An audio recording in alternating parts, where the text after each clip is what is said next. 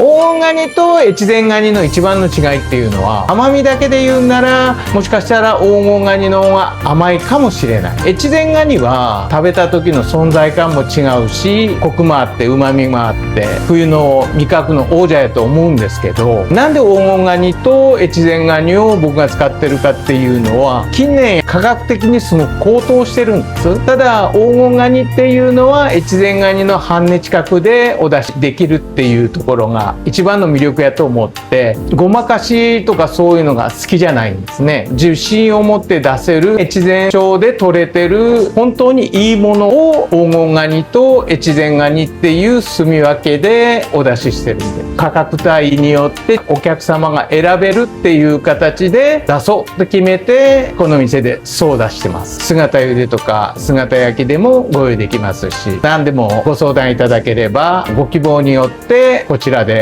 ご用意させていただきます。